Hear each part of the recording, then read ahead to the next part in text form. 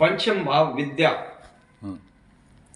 षष्टम भाव शत्रु का और सप्तम भाव स्त्री का होता है। अष्टम भाव शरीर में रोग दोग पीड़ा यानी कि मृत्यु का होता है। नवम भाव भाग्य भाव होता है। दशम कर्म भाव, 11वां लाभ का भाव और 12वां व्यय स्थान होता है। ये 12 भाव है।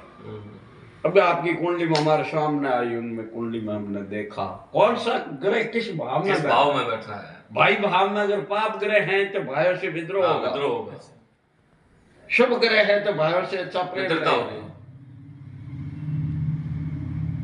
माता के घर में पाप ग्रह है तो माता से विरोध होगा।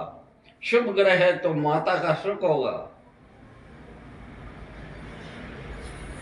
पंचम भाव विद्या का है। अगर विद्या में शुभ ग्रह बैठे हैं तो उसकी पूर्ण विद्या प्राप्त करता है।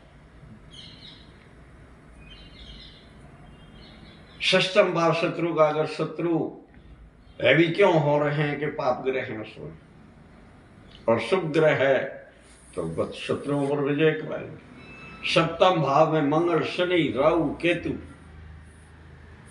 ये पाप ग्रह बैठे हैं। साथ में सूर्य बैठा है। पत्नी का विवाद भयंकर होता है और उनकी तलाक की स्थिति हो जाती है। सप्तम भाव में नहीं होना चाहिए और लगन में भी नहीं होना चाहिए। लगन में बैठा सप्तम भाव को पूर्ण दृष्टि से देखता हर ग्रह। अच्छा, हर ग्रह जहां बैठा है वो 7वें भाव आगे पूर्ण दृष्टि से देखता है। उसकी कंट्रोलिंग रहती है वहां पे। बिल्कुल, जैसा भाव लग्न में बैठा है जैसा ही सप्तम भाव हर ग्रह।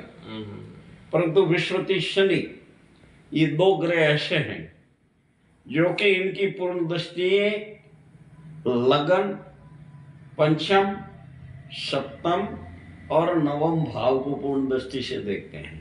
एक विश्वती एक ऐसा ग्रह है। या शनि जो बैठा है 3रा भाव